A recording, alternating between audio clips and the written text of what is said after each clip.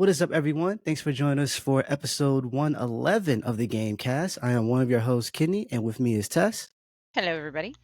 And today we have a special guest known for co-creating such works like The Book of Life, El Tigre, Maya and the Three. We have the awesome animator, actor, Emmy award-winning director, Jorge Gutierrez, aka Super Macho, with us tonight to talk about all sorts of cool things. What is up, Jorge? Thank you guys, Cass and Kenny. Thank you for having me. This is awesome. I'm super excited. Honestly, this is the highlight of my week. This has been a crazy Awesome. week. Yes. It's awesome. That's Yes. what's up. So, first, I want to say sorry for all the confusion with scheduling. As you can imagine, things are a little crazy with trying to do certain things, and especially for me. For those who don't know, if you've been following me on Twitter, you know because I've been kind of just explaining how horrible my life has been for the last however many weeks. But so when we were setting up to do this, I actually got COVID right before, and I was like, you know what, I'm still gonna do the interview. And it just so happened that we got our times a little mixed up. And so inside I was like, yes, because I was like, like you guys test, I started sweating. Like we were like here, and I was like, oh God, I don't know if I can do it. I don't know. It's too much. Let me tell you, the hype is real. COVID is not fun. No. It is not. I was just so much pain, just so much, but I'm better now. I'm COVID free. No coughing. I can breathe again. So we're happy to have this interview. But what's funny about that is I was thinking, you know what? Since I'm sick, let me catch up on some shows that I've been missing. There's a lot of cool stuff dropping. Like for instance, X-Men 97 dropped, and so I was like, let me do that. Of course, I didn't do that.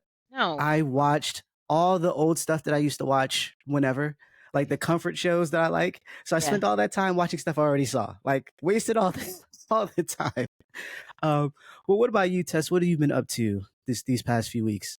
Self-torture. I don't know why I allow myself to do these things, and we've had these conversations on self-torture, but this is what happened. What had happened was my sister finally decided to start watching. Finally decided to watch Love is Blind. So I had to go through. She just said, I'm gonna do it. I'm gonna do it. Mind you, we've been in a group chat for like 2 years, me, her, and a friend. And me and her friend are just going back and forth. And she's like, I'm gonna start watching it. And she started watching it. So of course I had to watch this season as well. Oh God. It's never a good report with that show. I don't know why you guys watch it. I don't know why we do this. The things you know what it is? Things. It's like back in the day with Real World and stuff like that, just the dysfunction. It's like, I can't believe people are doing this on camera. Like this is like, so you just kind of have to watch it. You know? You do. And that's why I never started, because I'm gonna get sucked in. Nope. I'm good. It's a cultural event. I mean, if you weren't there when Andrew was dropping the eye drops in his eyes to pretend to the world that he was crying, that a woman made him cry, you missed out on a piece of history. I saw that clip. I saw that clip. It happened.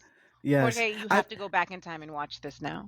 I think he didn't know they were recording. I think he is knew what it they was. were recording. He didn't know that they were going to use it. He didn't know that they were going to actually show raw footage of him dropping eye drops in his eyes and then saying, I never knew that someone could hurt me this badly. I never knew someone could bring me to tears.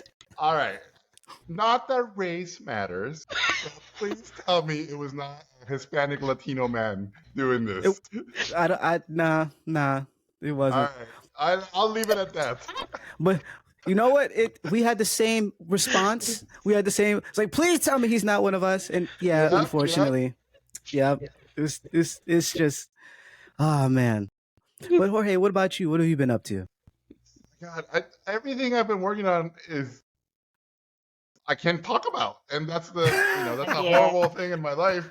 But a lot of the stuff I'm working on comes out this year, and it hasn't been announced, and so I'm doing a bunch of stuff that is short and sweet, and they all seem to be due in September. So I'm in craziness, and then I have a 14-year-old son who maybe I need to stop watching Goodfellas in front of him because he's dropping the F-bombs like crazy in school Oh, and quoting that wow. movie. So I think dad's in trouble. Oh man, it's a classic though. It is a It's classic. it's a I'm classic. like, if you're gonna get in trouble for a great movie. Yeah, for So that. Look at Ray Martin would Liotta and the approve. laughing. Like, Yeah. I can't get over that. That's the best. Goodness, Oh, it just, man. and it's wild because I remember, even though I'd seen that movie a bunch of times, it Mhm. always brings me back to Good Bird or Good Pigeons, or was it on Good Oh yeah, Animaniacs? yeah, feathers. Animaniacs. Good Feathers. Good Yes, Feathers. Yes. hilarious, Loved Good hilarious. Feathers. Can you believe they did that? Like for And for got away us with kids, it was like, well, I guess I got to watch Goodfellas. Yes. And Right? then- And got away with it. Okay, what's funny is I have a picture. I don't even remember. I was in DC. I have a picture of 3 pigeons under a bridge in DC. I have a picture. I swear, Oh maybe when I wow. find it, Kenny, please edit it into the video right here. It is. I zoomed in and I said, it's Good Feathers. They're right there. Awesome. I have That's it. I have awesome. it. I'm gonna send it to you. my But yes. my brother-in-law was one of the showrunners on the new Animaniacs, and of Oh, course, the nice. first thing I asked Nice. Gabe Swire, I was like, "Is it coming back? Are the Goodfellas coming back?" And he's like, "Jorge, believe me, we tried really hard, but we Ah, couldn't do it." Man, that's rough. it is rough. With that being said, though, in terms of like things coming back and animation in general, one of the reasons why I wanted to interview you, outside of just loving a lot of your work, was that I'm a big animation fan. I wanted to get into animation myself, and so I was like, this would be an awesome, interview to have because I have so Yeah. many questions about this field. But before we get into that, though, I wanted to ask you, considering that your family, you come from a family of artists, I believe, Yep. and with your father and mother being artists, but they were, I think your mom was a musician, Yeah, and my mom was not a professional musician, okay, a fiesta musician. So okay, when we go to family parties or any events, she was the lady who'd be like, "Does anybody want me to take out my guitar?" And no one would say anything, and she would immediately like go and start playing. So she, shoot, that's professional. That's professional. yeah, it's very, very singing, playing, and then my dad was an architect. This Nice. is a serious art form, right? And so Yeah. imagine telling him like, "Dad, I want to make cartoons." It was like, Well, that the was what I was worst. gonna ask. Like, what made you choose? Because you would assume that you would follow in your parents' footsteps. What made you, choose like illustration and animation? Well, the big thing that happened to me was I must have been 13 at this big Mhm. family dinner, and Mexico's crazy this way, where you're asked in front of everybody, the adults, "What are you gonna do with your life?" It's like a movie, right? Yeah, yeah. And I remember just saying, "Papa, I want to be a writer, a painter, and a movie director." Those are the 3 things I listed at 13. Dang. Nice. And saying you wanted to do that, especially in Mexico, that was like saying I want to be Batman and the Pope. Like that's how unrealistic those things were. So everybody laughed, including my dad. And there was a family friend there who said, "Listen to the stupid boy. He's onto something." That's I'm animation. dead. I'm dead. You get to make paintings move. You get to tell stories, and you get to make little movies. So my dad Nice. at 13 said, "All right, Jorge, find the hardest school in the world to study this, and if you can get in, then maybe I'll let you study that." So he knew I had this chip in me about rebellion and being told you can't do something, and that's kind of always been my superpower. When people say you can't do it, it kind of just fuels me.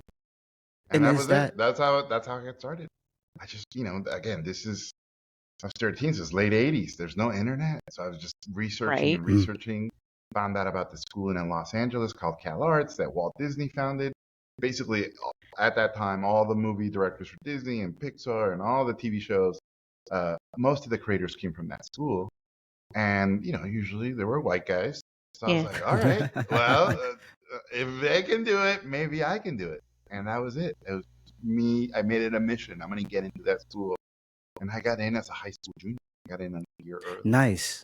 Wow. And it Nice. was just pure, this is a crazy story. But basically what happened to me was I was told you're going to get rejected 3 or 4 years in a row to get in. It's, 1 out of 350 kids get in.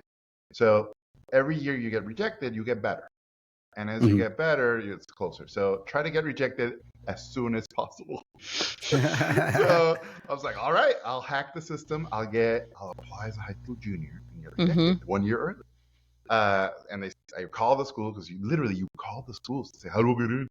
And they're like, this is the 2 things they told me. You need figure drawing and you need animation style drawing.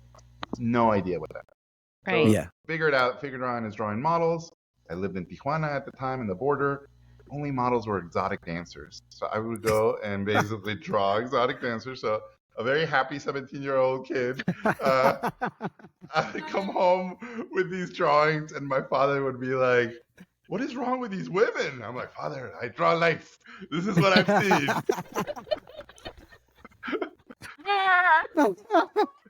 And then at the same time, I was like, well, what do the Americans want to see? I'm going to draw Mickey Mouse and Bugs Bunny and Bart Simpson, literally anything I could think of that the Americans want to see. Yeah. And then I was, at the time, painting Day of the Dead and Mexican wrestling and all the stuff that I genuinely love. But in my head, that wasn't animation. So I go to the school to get reviewed. Again, high school junior, I'm 17. This guy named Jules Engel ran the experimental animation program. Hungarian Holocaust survivor, worked at Disney. Wow.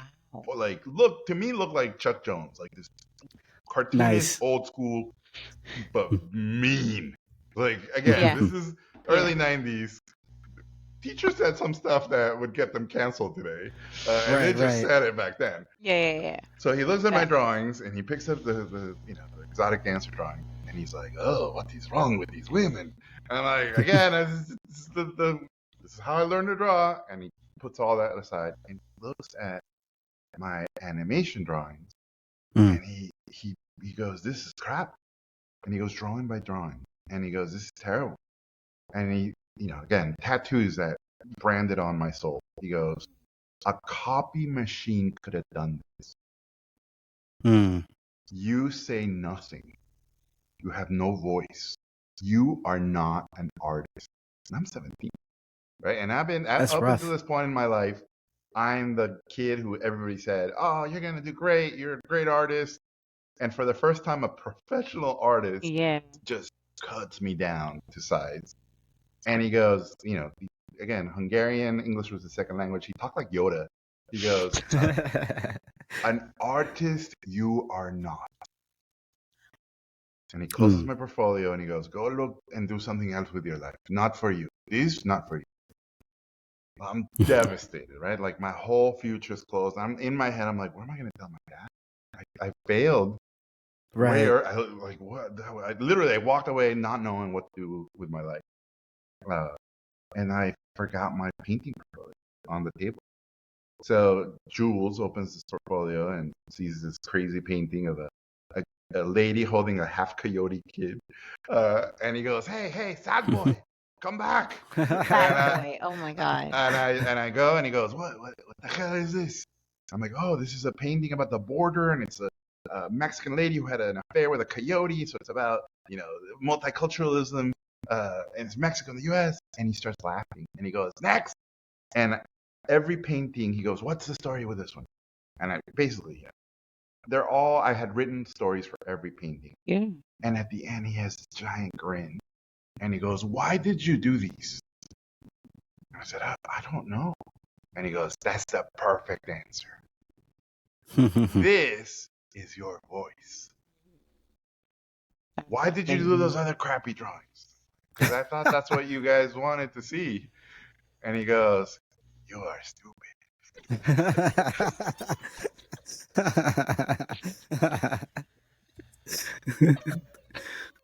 I'm going to let you into the school if you swear to me you will not draw what others want you to do. You will draw what's inside. This is your voice. And that was it. It was like an origin story for a superhero. Like it took a foreigner in the U.S. to basically say it's okay to make things about where you're from. That's what it took. That's and that awesome. was it. It changed my life. So I got in at 17. My parents just about had a heart attack.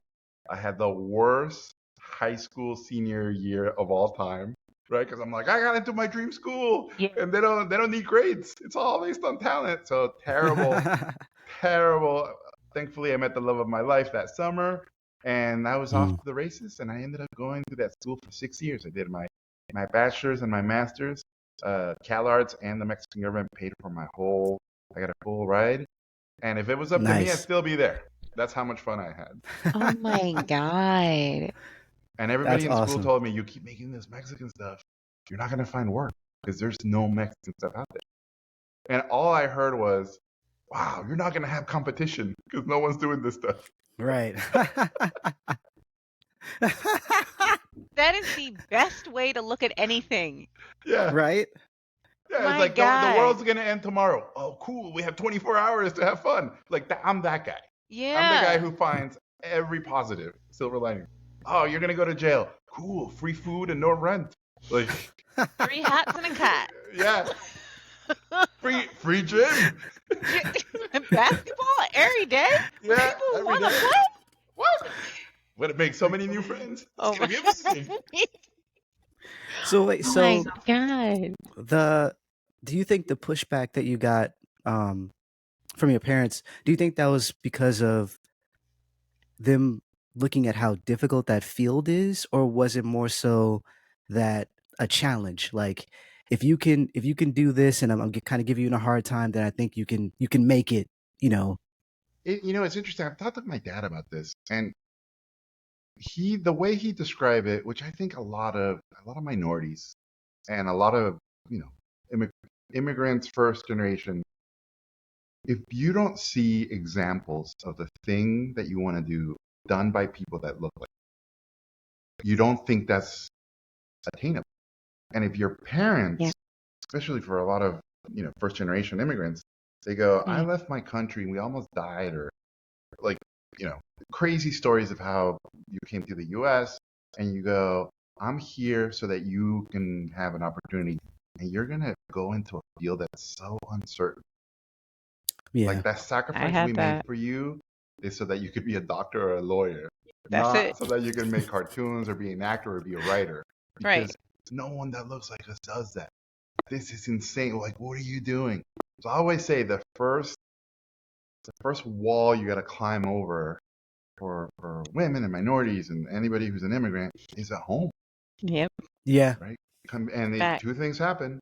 Either you have really supportive parents who, and those are very rare, and those who have those are very lucky, or you have parents who go, you can't do it, and somehow there's a chip in you that goes, I'm gonna do them wrong, and I'm gonna use that for you. And then the third is, no, my parents are right. I'll do it. I'm gonna use people. I'm not very happy. But I think that starts at home, right? Yeah. And my dad figured out pretty early. Oh, Jorge loves rebellion. I'm not gonna let him rebel against me. I'm gonna be part of his rebellion. I'm gonna be on his side. So he did that. So for example, after we did our cartoon El Tigre on Nickelodeon, he was like, "That was pretty good, but I bet you can't do a movie." He knew what he was doing. He knew what he was doing. Yeah. Yeah. That's awesome. The best kind of support, man. That's awesome. I love hearing that. It's so heartwarming. Thank you. But I mean, I'm sure you guys have crazy stories about your lives, right? Oh yeah. They're sad. Oh no. Oh man. Well, it's not. I like that you're laughing too. Never said on this how long we've been doing this. I probably said the craziest things. I don't even remember them. And if you would go back and you watch our stuff, I have probably dogged out my whole family in one-liners, and I don't. Terrible. Terrible. Normal but hilarious. Yes. I not the same, I think, with my parents, because I know my mom a while back years ago wanted to be go into interior decoration and going into the arts and stuff. And so when I went into the arts, she warned me. So it wasn't so much that she didn't want me to do it. She was just like, okay, this is difficult. It's very competitive. Not everybody gets, so like have a backup plan. That was her thing. Make sure you have a backup plan. Her and my dad. And so I was able to go to I went to VCU, and this isn't about me, whatever. But I'm just saying, it was similar in the idea that like it wasn't the easiest thing right away. It was more so that you had to kind of had to make sure you're serious about it, because it's going to be difficult, but then also just the realization that there aren't many like you that are doing it, and it's going to be a lot of schooling, a lot of money, a lot of working, a lot of everything. Yeah. And so just to let you know, but it wasn't to the point of like don't do it, or you can't do it. It's just kind of a warning type of thing. And I think that we kind of get that as minorities. We get that with just about everything in life, I think. Yeah, we do. In the US, where it's like, hey, you gotta work harder than everybody else, et cetera, et cetera. And so it was interesting hearing that about with your parents, because they were already kind of in the arts. So I just imagine like, oh, like, yeah, do it, like go ahead, like, you know what I mean. And for them to have kind of some pushback, it makes sense when you think about it. Just because it's not guaranteed. The way my dad described it to me, he said, being an artist is like being a doctor or being a lawyer. Like, you still have to go to school. You still are competing with lots of people. And you have to be just as serious and just as disciplined. And that's the only way you're going to succeed. There's no one gets lucky and things happen to them. It's basically preparation, tons of work. And I think the thing that he really instilled in me was, and I didn't find out I was autistic until I was 40, but a thing that he kind of figured out, and I think he was autistic too, was that I was really, I could just work. Like, I'm a machine, and when it comes to, once I know what I'm doing, I just do it. And so he kept saying to me, persistence is more important than talent. Right? The more you do, he's like, the secret to the arts is the more you do it, the better you get at it. Yeah. And if you fall in love with the process and not the result, you're going to be happy the rest of your life. If you only put value in the result, you're giving away that power, right? Because someone else will decide that result. But no one can decide the process but you. So he kind of hacked my brain a lot with that stuff. Yeah. And he did a thing that, again, as he got older, I would ask him, and go like, Dad, how did you figure that stuff out? And he'd go, you were my little experiment. And like, every time you did stuff, I was like, all right, well, that worked. All right, that didn't work. And I think that, honestly, that's parenting, right? Yeah. Like, this idea that parents are perfect and they know everything. No. Like, now that I'm a parent, I'm like, oh, no. Parents don't know. They didn't know. No, they didn't know. They didn't. There's no magic thing that when you have a kid, all of a sudden wisdom and an illumination happen in your brain, and you're like, I'm now a great parent. No, not at all. Goodness. In fact, it probably goes out more. Yeah. It leaves. And I feel like, again, this is my view, but I think parenting reveals self. Like, if you want to find out who a person is, watch how they become a parent. Yeah. Well, and that's very true, because when I became a fur baby parent, I lost all of my senses and had like 6 panic attacks, and that was just proof of like, hey, you were always crazy. just and now everyone can see it. I just used to see it in the mirror, and then now everyone knows. So, oh my goodness. Fact. No, you're good. But everyone goes a little crazy when they have, or in your case, a dog, have someone that they need to take care of. That's interesting though. Loving the process. Is that? I remember reading about like you were having some rough starts trying to get things going, where you had a show it got canceled. Then you had another one that was canceled. Was that the process? Was kind of what kept you going when those moments where Yeah, you know it started in school. I read this book. Robert Rodriguez wrote a book called Rebel Without a Crew, where one of the things he says in that book was every film student has 10 crappy shorts in them. And the Mm, faster you get those out, the faster you get to the good stuff. And Chuck Jones has a saying, it takes 1,000 drawings to get to one good drawing. yep. And basically what I started realizing was volume. It's about volume of work. The more you do, it's not that it gets easier, it's that you get better, Mhm. right? So in film school, I would see my classmates get obsessed with having their first short be, Citizen Kane of animation. And there's a cemetery somewhere in the world with 1 billion very ambitious, unfinished shorts, Yeah. right? And short stories and scripts and paintings. Like ambition kills you early on, right? Because you want Yeah. Yeah. to eat the world with a thing. So what I did was I kind of went the other way and I said, I'm just going to do a ton of shorts. And this one will be about figuring out how to use, dialogue. This one will be about music. This one will be about uh, editing. This one will be about mood. And I'll just get them out of the way. And they will mean nothing to me. They're just little building blocks. So I Yeah. get better. So at CalArts, they ask you to do one film a year. I think my first year I did 6, just to get them out Oh of the way. wow. And by the end, you have this body of work and you go, oh, wow. Not only am I not scared of any of these things, but I know I can do better because I've done it. And so I took that all the way through college. It really did wonders for me. When I graduated, I did a student short and I won a student Emmy and I got to go to the Cannes Film Festival. And it was super eye-opening to be told you're a director because you directed a short and it got into film. Like literally, somewhere in Hollywood, some machine said director, click, and what that took was making a thing. And I remember a Yeah. director telling me, the only way to become a director is to become a director. Mm. And at that Yeah. time, I didn't know what he meant. But what he meant was, you gotta direct You gotta something. direct. Literally, no one's gonna Yeah. go, let's give this kid a shot and see if he can direct.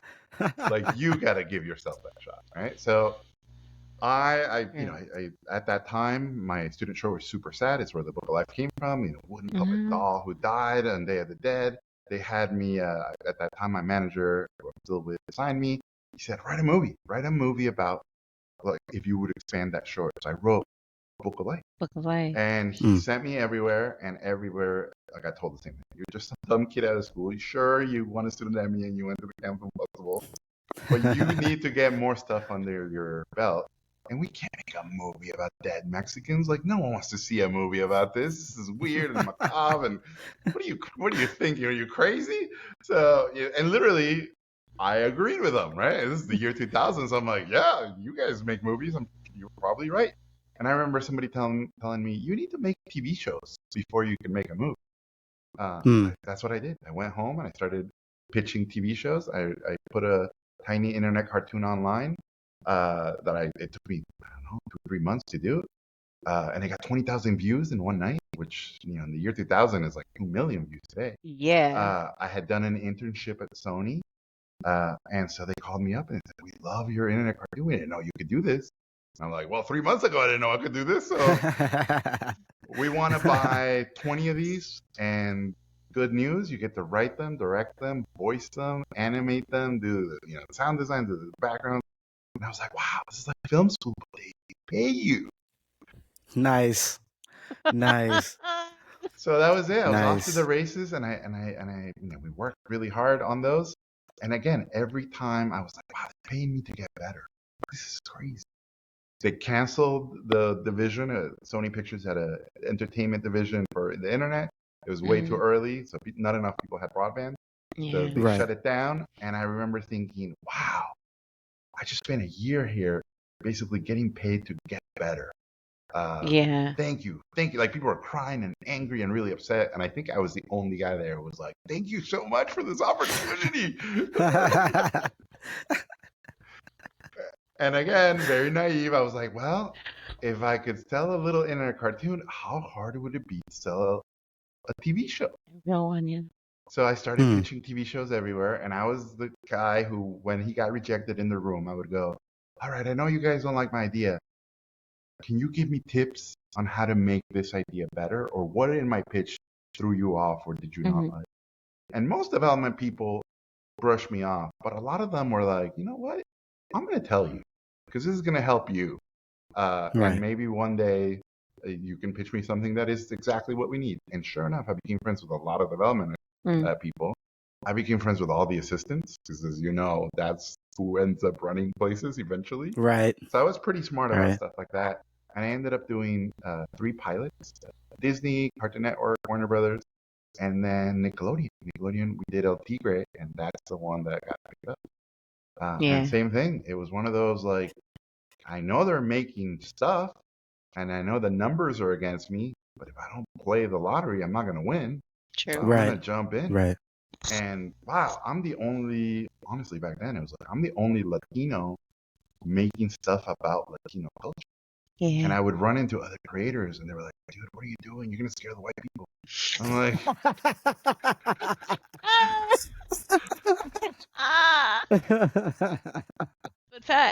But fact. Somebody had to do it. Right. And again, back then, you know, now we're in the mid 2000s.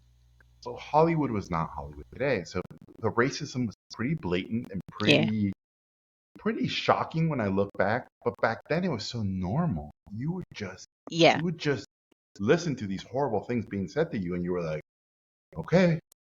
So I constantly was told, like, hey, Jorge, when you know, for example, like when you talk to blah blah blah, can you not say you're a master? Just don't bring that. Hey, when you talk to blah blah blah blah blah, can you, like, all the Spanish words, try to anglicize them so you don't make people uncomfortable. So stuff like that, right? And people would say that to you and not blink. It was just normal. Yeah. And then eventually, as time went by, it was like, as people started getting called on stuff like this, then people started getting a little more sensitive and a little more aware. But I feel like the racism then became almost hidden from me. It was covert. It was very covert. And it was awfully convenient. And they would keep saying it was, oh, how unlucky that the minority shows didn't get picked up. Hey, but we put those in development. It was almost like you could hear them patting themselves on the back.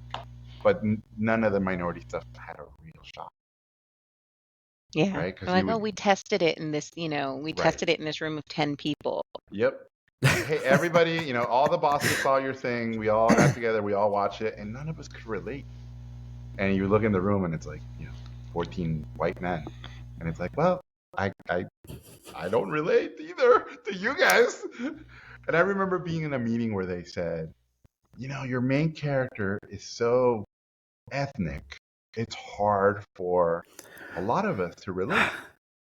And it's like, well, I'm ethnic and I can relate to white characters, and my whole life I've had to relate to white characters. I've never had that issue. I didn't watch Star Wars and go, oh man, all white people. Guess I'm out. Can't relate to, heroes' journeys. Yeah. Luke can't do it. Can't eat blonde. Sorry guys, I'm out. Oh goodness. Exactly. And then we had shows, like we had a show at Disney Development called Carmen Gets Expelled. By the way, all the people are no longer there, so I can tell these stories. We had a show called Carmen Gets Expelled, and it was about a bad, rebellious, punk Latina girl in a super privileged, rich school who, if she got kicked out of the school, she would be sent to juvie. That was basically the premise. And so she kept breaking the rules for good. Because the theme of the show was, if you're going to get in trouble for good reasons. Right? So we do this show, we do this pilot, it tested really well. We go into this room, and they're like, we're going to pick up the show. Everybody's really excited. And they're like, but we have 2 changes. So your show called Carmen Gets Expelled, we need it to not be about, again, 2009. the show can't be about a Latina girl. What? Dang, Obama was president. Come on now. And I was like, wait, she can't be a Latina girl? Yes. And she can't be a rebellious girl. I'm like, hold on. So you're telling me our show about a rebellious Latina girl that just tested really well is getting picked up for series, but in order to go to series, she can't be Latina or rebellious? Yes. Are you saying you want her to be like a good white girl? Yes. Isn't that every Disney show? Right. Exactly.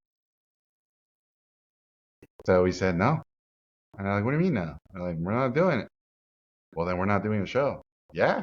Then we're good. We're good, yeah. And so we're always the people who go, we're not doing that. And that's the most powerful word in Hollywood. No. No. And every time we say no, it's super weird because it's like getting fired or quitting. If you quit a job, you're very attractive to the competition. If you get fired, people go, what's wrong with them? What's wrong with you? Right.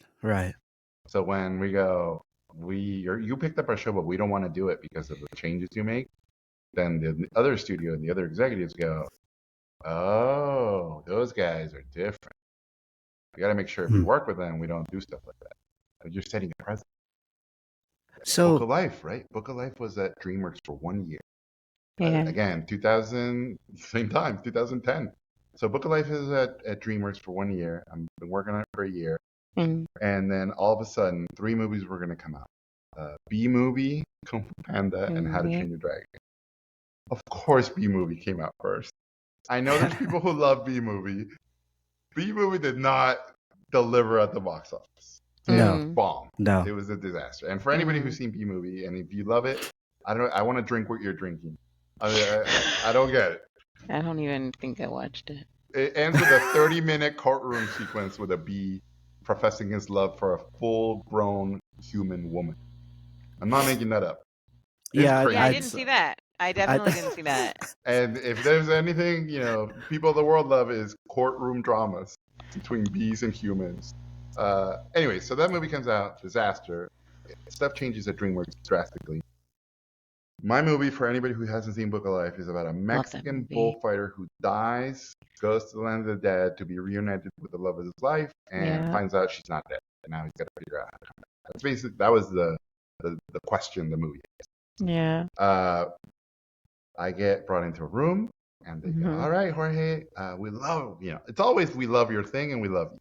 And when people tell you that, it's like Goodfellas when Joe Pesci walks into that room.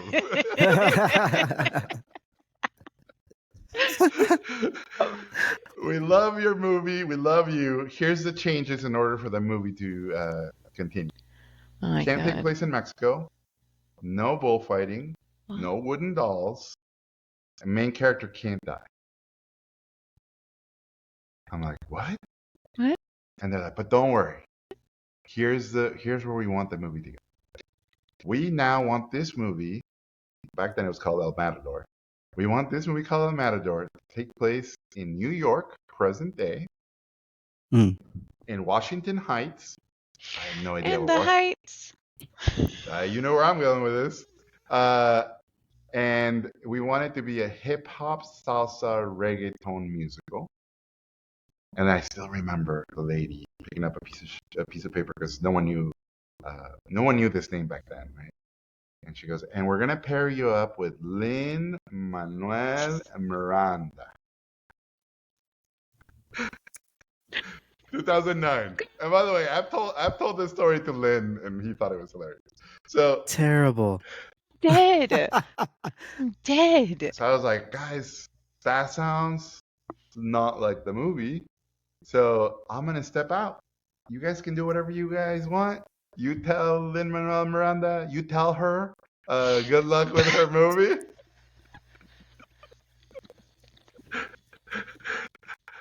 Closing the computer.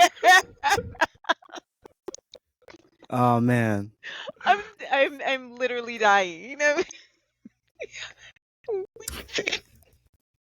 Anyway, so yes. So I'm that guy. And by the way, I walked away with a smile going, I'm going to get this movie made, just not here. And that's what Right. happened. So then that's when I guess, well, not exactly when, but then I guess Yeah, Real yeah. FX kind of Yeah, came Real in and FX stepped in. So Real yeah. FX is a studio in Dallas. At that time, they'd never made a movie, Wow. theatrical. I'd never directed a movie, and they heard the story, and so they said, "All right, Jorge, we don't have $160 million, but we think we can make your movie for 50. Uh, we'll invest 25 if you can help us find another 25. But you have to move to Dallas, Texas, and I've never been to Texas. And I remember at that time, just going, yeah, I left Mexico to make Mexican things. I'm gonna leave Hollywood to make a Hollywood movie. If you don't take risks, you don't win. Yeah. Right. And I remember telling my wife, we had a 2-year-old at the time. Our son was 2. Uh, if we don't go, I'm gonna wonder what would have happened. Yeah. And Right. if we go there, they're guaranteeing me a year of work, and we get to live in another state and just let's see what happens. And worst case scenario, we come back. If that's the worst case scenario, Yeah. you take that chance, right?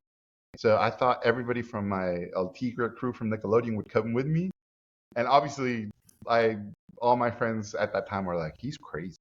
He's crazy that he's gonna leave Yeah. Hollywood to go to this studio that never made a movie in Texas." Right. So I go there for a year. We write the script, we design all the characters, and they go, "You need a big name producer to be attached to this."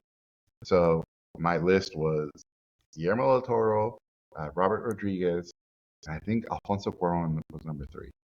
And obviously Guillermo was my dream, right? He's my hero. Yeah, of course.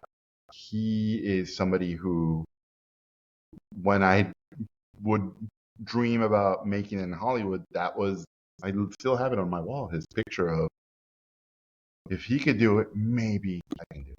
Because now someone like me did it. Yeah.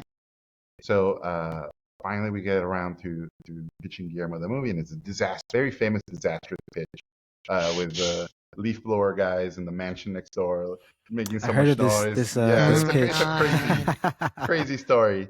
But at the God. end of the pitch, he said, "I have 2 daughters, and I watched El Tigre, and I know your sense of humor, I know your art. Of course, I'm going to produce your movie." And at that point, as a director and as a filmmaker, you go, "I have my heroes with me. How could people say no now?" And they said no. Yeah. They said no all the time, and they shut doors everywhere. And he Yeah. was so unfazed, and he kept saying, "Jorge, they're giving us no for the right reason." I'm like, "What do you mean by that?" And he goes, "If they said yes, they would change it to a movie you wouldn't want to make. So it's better to get a no. We want someone to say yes. I want to make the movie you guys want." Yeah. And sure enough, it turned out to be the weirdest place ever, Fox Studios. And at that time, I was like, Fox Studios wants to make this? Okay. Politically, I'm not sure we're aligned, and I'm not sure if Fox News is going to be down for this, but we'll take their money. And that's basically what happened. So thanks to Guillermo, the movie got picked up, and I look back now and I go, if our TV show El Tigre hadn't been canceled, Book of Life would have never been made, right? I would have kept going on El Tigre. Eventually, Coco would have come out, and that was it. But once Coco comes out, no way in hell I get to make Book of Life. The only reason I got to make Book of Life was because it came out before Coco. Yeah. And I'm friends with all the Pixar guys, and I'm friends with Lee Unkrich, and we talk about that all the time. Do you think they were able to, just hearing you explain that, do you think they were able to make Coco be kind of because of the Book of Life? Like people over there kind of saw that it could work? I think, they started roughly around the time we were halfway through. And I think, we talk about this now. I think we helped to sort of broaden the audience's perception of the subject matter. And you got to remember, when Book of Life came out, it was pretty shocking. A movie that was celebrating death and celebrating this holiday that no one had heard of back then. And so it did a lot to help. What ended up happening was there were moments where the studio started getting nervous, right? This subject matter is so weird and we're not sure this is going to work. The moment Pixar announced Coco, it was incredible because it told Fox, if Disney thinks they can make money off of this, then we are onto something. So that allowed us to get the movie finished. Once Coco came out, Book of Life blew up on Blu-ray. Like it made $1 gazillion on Blu-ray. Like more people discovered it thanks to Coco. Nice. What no one expected was that eventually Disney would buy Fox. Right. And Disney, and now Disney owns both of them. Right. And this last Christmas, again, Christmas miracle, Book of Life was top 10 worldwide for 3 weeks over the holiday. And that's not counting the US. So that means the movie's connected on some other crazy level. And I still look back and I go, if I hadn't made Book of Life, I never would have made Mine the Three. I would never be doing all the stuff I'm doing now. Yeah. So again, every bad thing has led to a good thing. And this idea that a career is a straight line is ridiculous. It's this, right? It's the ups and downs. Yeah. And if you can have as much fun on the ups as the downs, you're happy all the time. And that's timely because like it's what the 10-year anniversary of the Book of Life. Yes, 10-year anniversary this October. Yeah. Oh, that's nice. Going back to El Tigre, like that was, you know, with Nickelodeon, that was the, you know, your big hit there.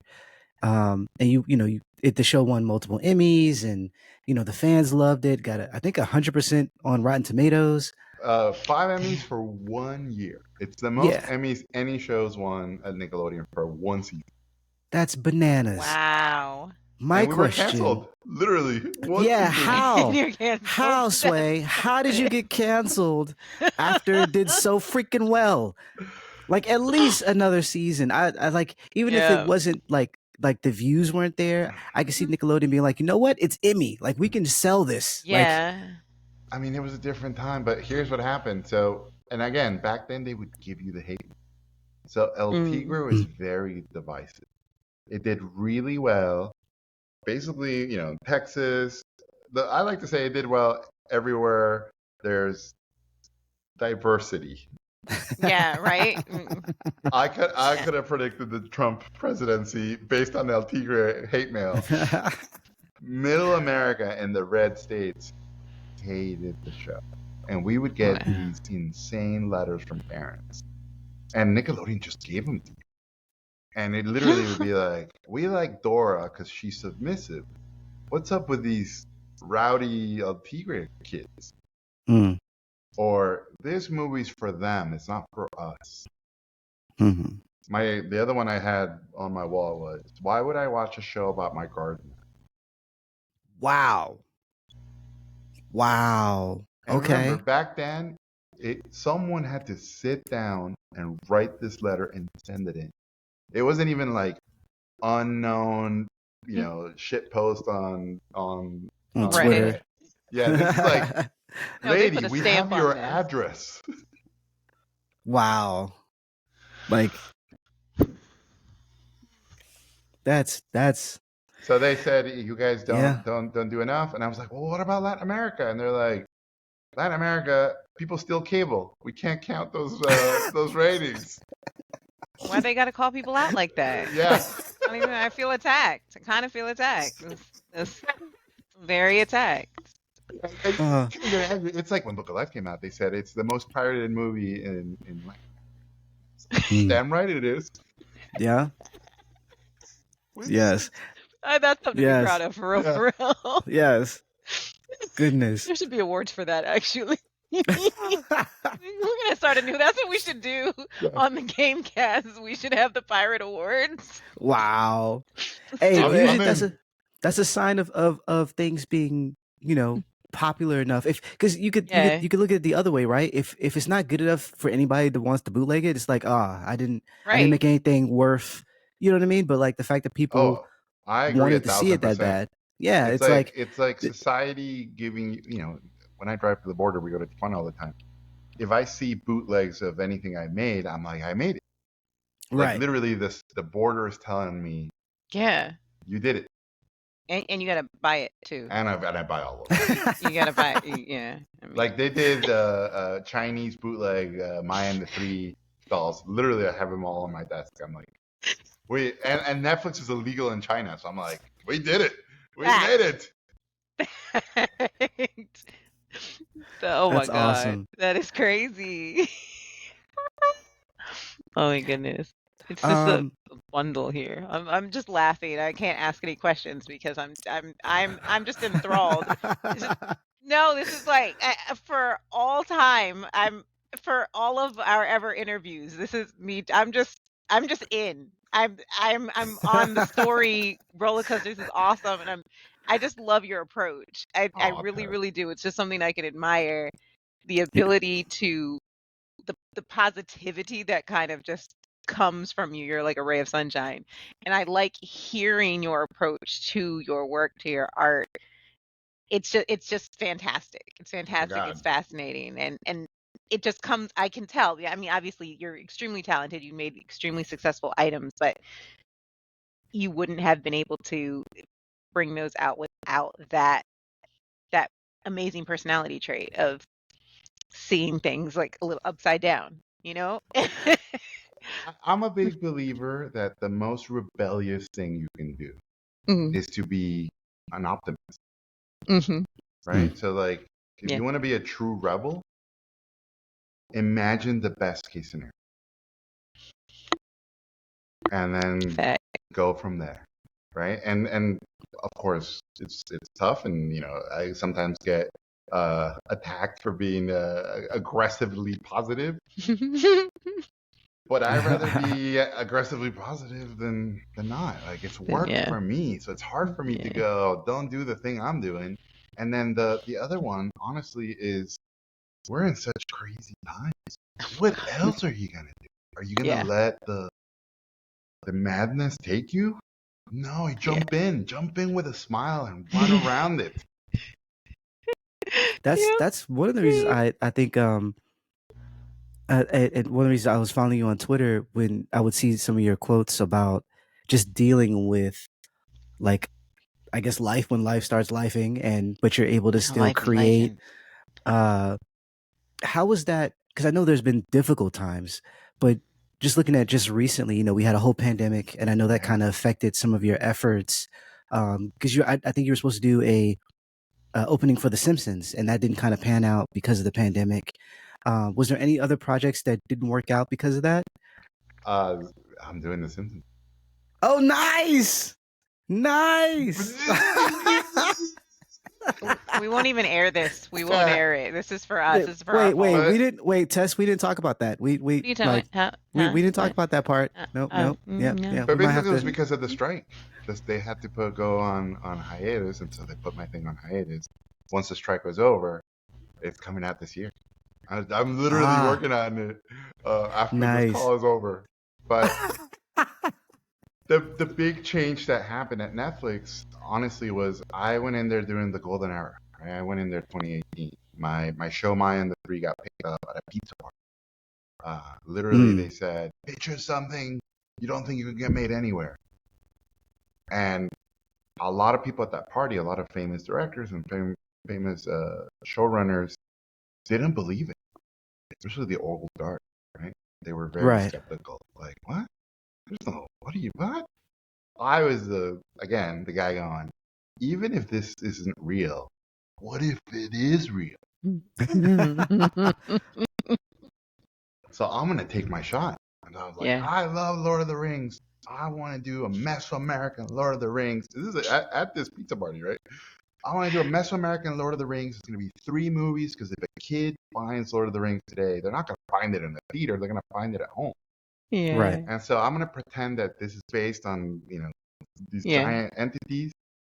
And I'm going to kill, spoiler alert, I'm going to kill the main character. Nice. Because animated movies, there's all these fake main characters dying, and then they come back, and they're not dead. And the Right. twist in my thing is that they're dead. Like, It's like, sorry, Yes. Jean Grey, you can't come back. Yeah. And so literally the exec at the time, Melissa Cobb, goes, okay, if that's what you would do, we want to do that. And so it was a maddening time. A lot of creators got to make whatever they wanted, spend as much money as you wanted. It was madness. And I think there was a lot of us who were going, this can't last. This is unsustainable. There's no way this is going to last forever. So let's try to get as much stuff as we can going. And so my first day, because I pitched this probably in January. And I started on Cinco de Mayo, right, on May 5th, because I always want to be on brand. I showed up very skeptical, and I said, here's my lineup of what all my characters look like that I did on my own. Here's my pilot script for the first episode. Read it. On my first day, I said, read my script, look at my characters. If you don't like any of this, tell me now and I'll leave, and we'll save you a ton of time and money. But if you like this, I will make the best version you've ever seen. And that was super risky. My management was like, Jorge, you're basically gambling with your future here. I said, well, if I'm gonna gamble, I'm gonna bet on me every time. Every time. And they said, we love this, go make it. So what happened to me was I got drunk with, again, ambition of all the things I wanted to make, and I could see the Indiana Jones Raiders style, the doors closing, and I was like, it's happening. And by the time they close, because they are closed, now it's a regular studio, right? Netflix turned into a regular studio with regular development, regular testing, regular everything. Yeah. And I think a lot of us came to the studio with the promise of crazy budgets and creative freedom, because that was the only way they could get anybody to come. Yeah. Now that that's disappeared, it's like, well, there's not that much stuff happening anywhere, so why are we giving creative freedom? Why are we giving crazy budgets? So the adjustment has occurred, and it happened right before my eyes. So all of my stuff is just taking forever, because now I'm going through traditional development. Yeah. And when you hear, oh, this movie took 10 years, like, that's normal in animation. 10-year wait. Wow. So that's what I'm dealing with now. So I'm trying to decide, should I stay or should I go? Is this the time to see what's out there? Is this the time to keep going? Like, I haven't made up my mind about a lot of things in the future. And I know I'm very privileged to even have that choice right now. A lot of my friends are looking for work, and a lot of my friends are struggling finding work. But I think in the darkest of night, that's when you have to be the boldest and the bravest. Agree. So, well, that brings me to an interesting question, because we see this a lot with streamers in general, where a lot of the animation is being cut or not coming out. Like we saw with, the Coyote movie and Coyote versus Acme, that's not coming out at Warner Brothers. Excuse me, and stuff like that. And so you have Maya and the Three, which is great. I saw it; it's awesome. But at the same time, there's no physical copy that I can buy anywhere. Are you concerned about your films, your animation being stuck on a streamer and not being able to go anyway? And if that happens, like if Netflix goes away, then it kind of goes away as well. Is that something that you're concerned about? Oh, I am obviously super paranoid about stuff like that, like every creator at Netflix. So let's just say I have physical copies of everything, and I will release them to the wild if that time comes, and let them live forever.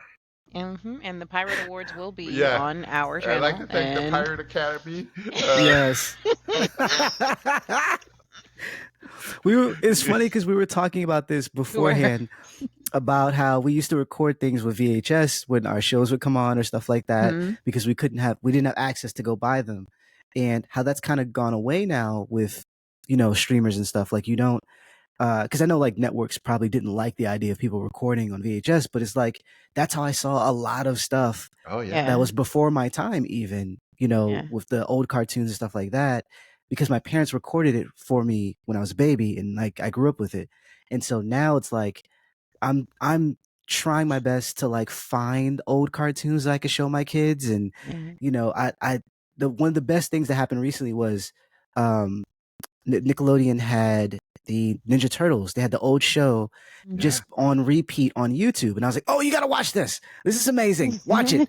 You know, but like because I couldn't find it or whatever, and so like that's something that's I'm concerned with as well. It's like I love animation.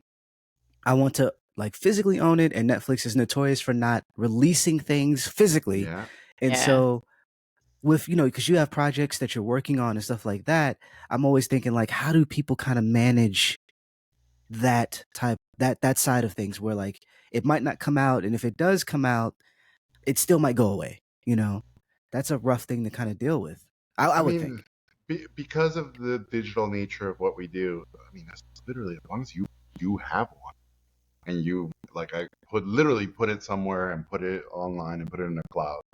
If you're the keeper of the thing, you get to release it at some point. I mean, this just happened to me with El Tigre. El Tigre, they wanted to do an art book, and the publishing house was told Nickelodeon doesn't have any of it. Oh wow! Literally, they don't have any of the archived artwork. And I was like, I might have all of it. 2 words, zip drive. And so the book comes out this, I think it's July of this year, and it's everything. And again, I'm a creator who backs up everything. And I tell all my fellow directors, all my fellow creators, you got to do this, because you just assume these companies do it or these studios do it, but you don't know if they're going to. So you got to do it. Yeah. You got to. That makes sense. Back up everything. So my next question would be, what is your thought on, because there's a lot of people have been talking all over Twitter about AI animation, using AI to make animation. And some of it, there's a bit of the moral ground in the sense of some of the animation or AI tools are borrowing people's work to make their own work. And stuff like that. Do you think that the slow creep of AI will manifest as a real threat to animator, or is it some like a fad that Hollywood is kind of lashed onto right now? I think honestly, it's going to be, again, I can't speak for anybody but me. My view of it is it's going to be a tool that we're going to be using for a million things that's already being used. Or, literally things like lip sync dubbing. And in Dune, we want the eyes to glow on all these scenes. So now you're using AI to do that. Like, we're already using it on a million things. I think this idea that ChatGPT is going to write scripts, or any of these AI things are going to make your movie, maybe in like 50 years when the humans are dead and the robots want to entertain themselves, but not anytime soon. I just don't see that happening. I definitely have witnessed in a lot of pitch meetings, a lot of people using AI to pitch their ideas or pitch their concept. But then as soon as the thing goes into development, they go, we got to throw out all the AI stuff because we don't own it. And so now we hire artists, and now we hire, real human beings to do all these things. So it feels to me like, at least the version I'm seeing is, people are using it almost like Google, where they go, hey, my movie's about, I don't know, vampires in Miami and robots. And so you literally Google vampires in Miami and robots, and you start gathering images, and you're like, cut sequences from Blade and blah, blah, blah. And so they're using it to conceptualize the idea, but then you throw all that away and you start over. And the thing with AI, as you guys know, it can only reference existing things. So if you're a creator, you're already ahead because it can't create. And so I feel like AI is going to be used for very low budget things and very, very entry level things. I think it's going to blow up on YouTube with people who are creators who have zero resources. I think it's going to make a huge difference for them. I just don't see the big Hollywood studios and the big companies using it that much because of copyright law. And those are coming. Like the moment the big studios go, wait, are people making money off of my thing I own? It's not Yeah. to protect the artist; it's to protect themselves and protect their IP. So that war, guess who's going to win that war? The lawyers of the studios. So I think it's. I know everybody's terrified, and I know when I talk at schools, that seems to be the giant panic every student has. And I always remind people, like, remember when Segways came out and everybody thought transportation was going to change forever? Right. Remember when Pro Tools came out and people were like, well, I guess we don't need real musicians anymore. And we'll never pay to see a live instrument. Remember when motion capture came out and people were like, that's the end of animation. No more animators. So I think the panic is bigger than the reality. Of course, we should all be wary, and of course, we should all keep an eye on this stuff. Mm-hmm.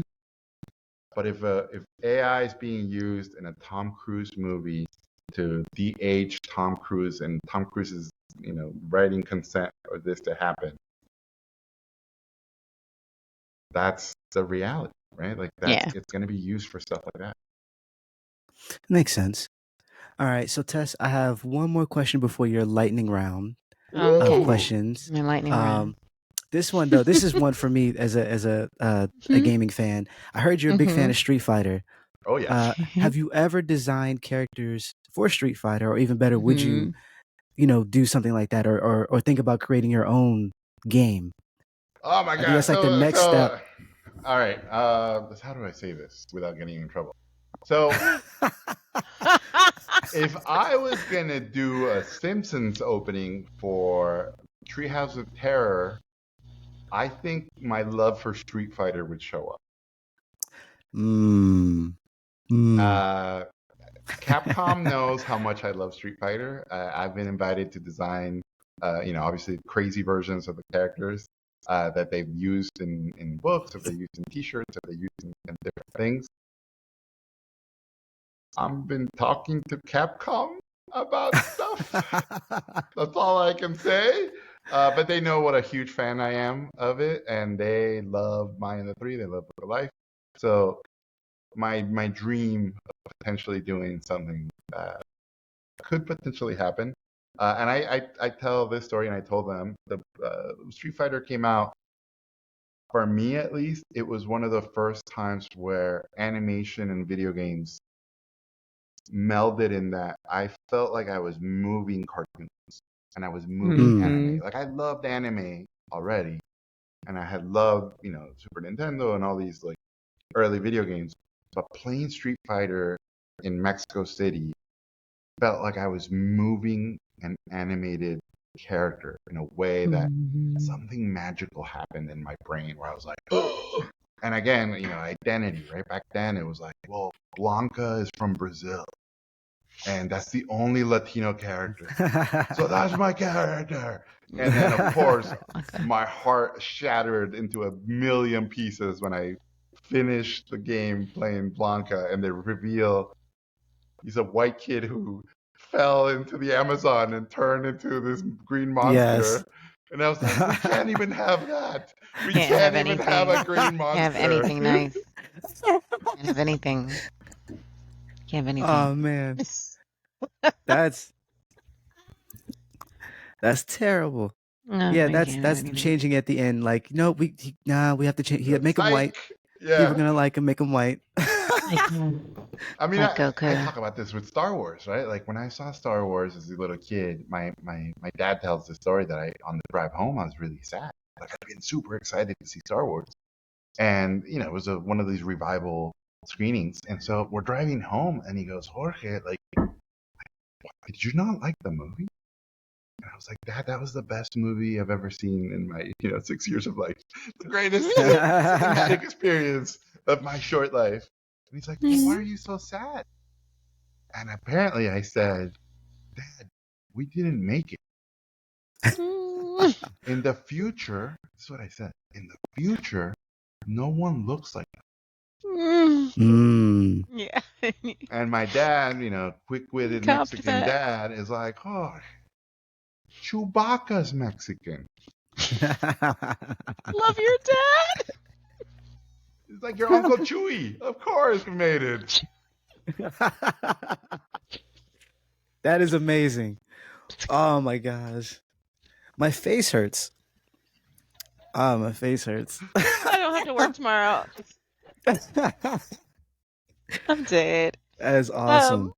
It is. The lightning round Excuse got me. shorter because I already have to like knock a question off because you already answered it. I was like, oh, Marvel Yeah. versus Capcom. Capcom wins. Yes. And when Marvel versus Capcom game came out, it was shocking. Oh, it was Literally, on. it was like, Yes. what? It's on. What? Yeah. Like Yeah. these two delicious, amazing things, you put them together. What? They Like, put I them still couldn't together. believe it.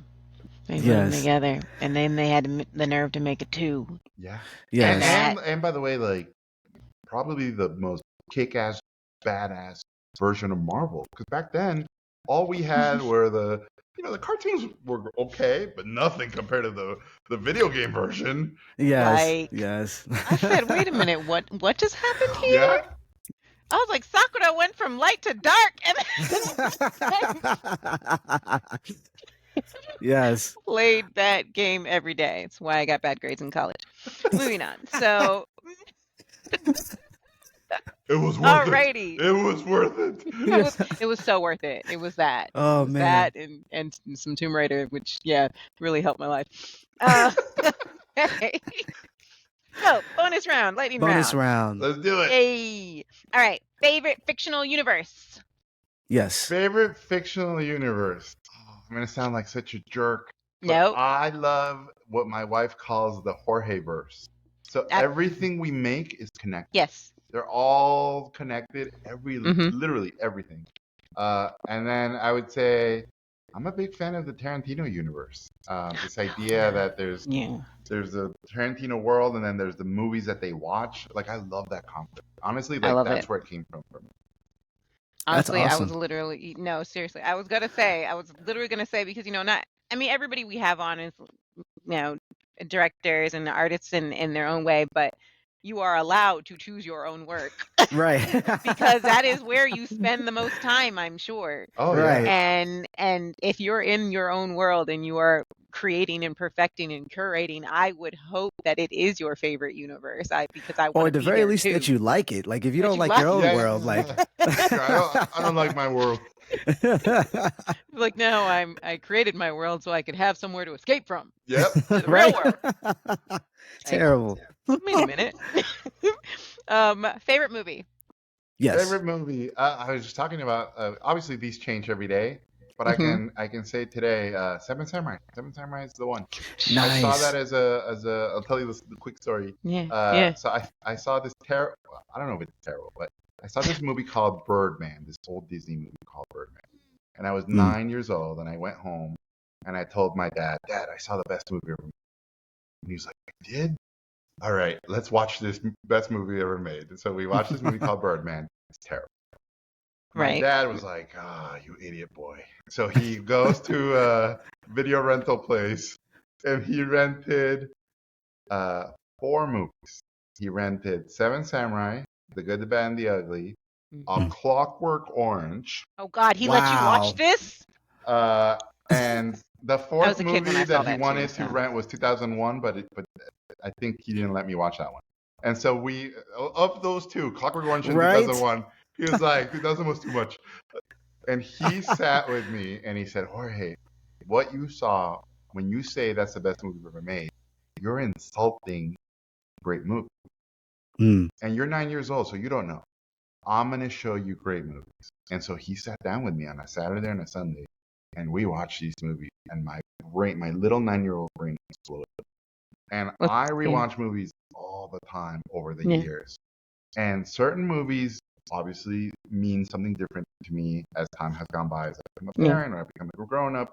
And some movies are obviously emotionally filled with memories of other things happening around that time. So connect these things to those experiences.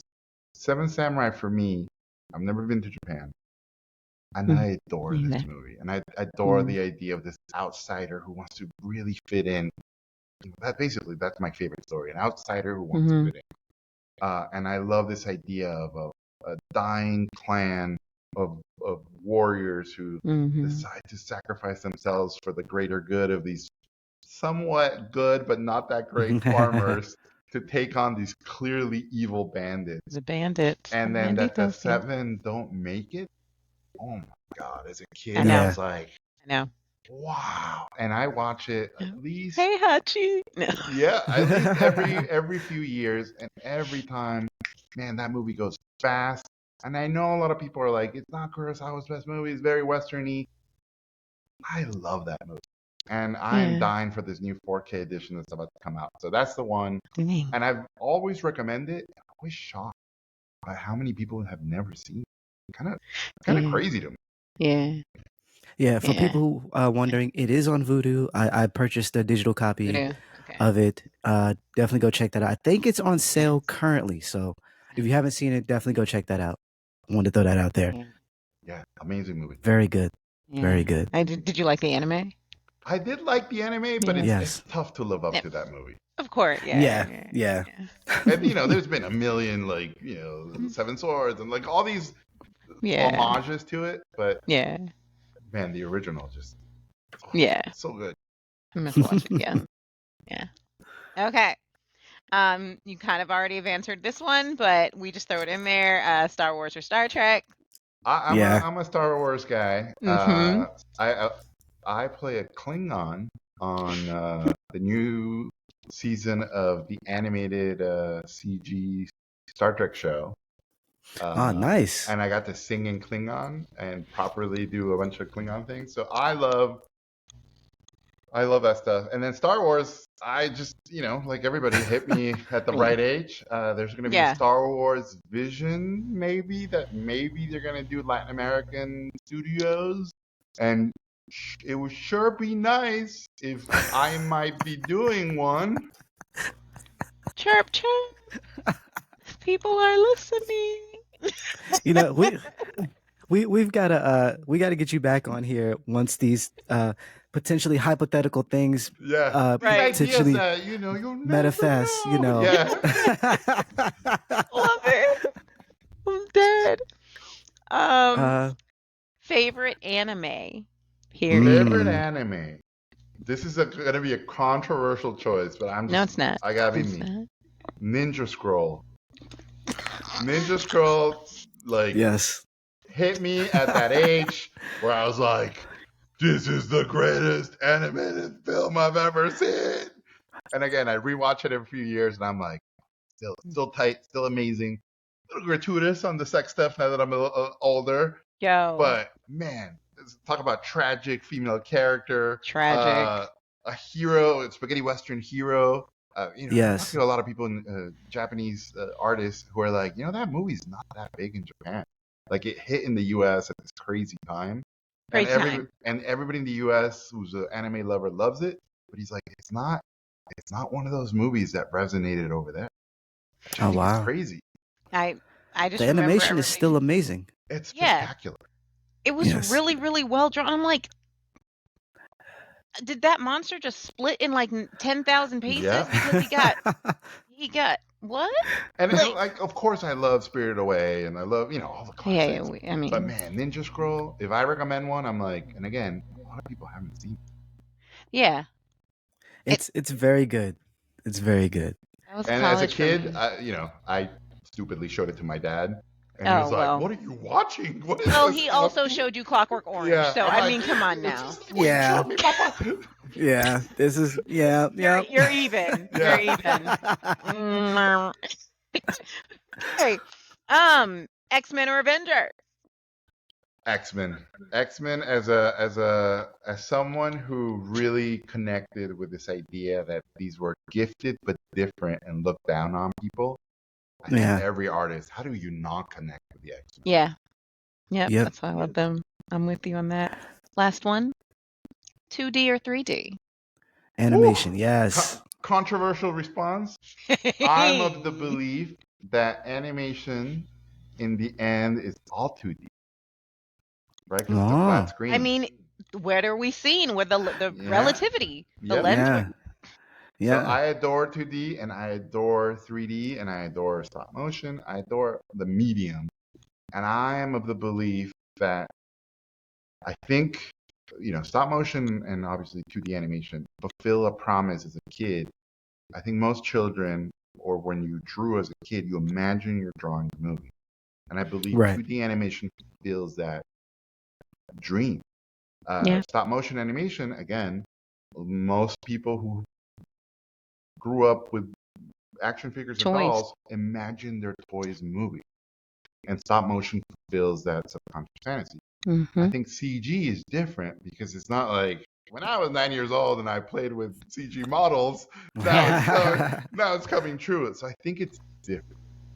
Yep. Yeah. So I definitely think that connection is not there. And I think for when people talk about like, old movies, Ray Harryhausen movies, when stop motion looks like, or early Tim Burton movies, and there's that, I know it's fake, but there's something more real about it.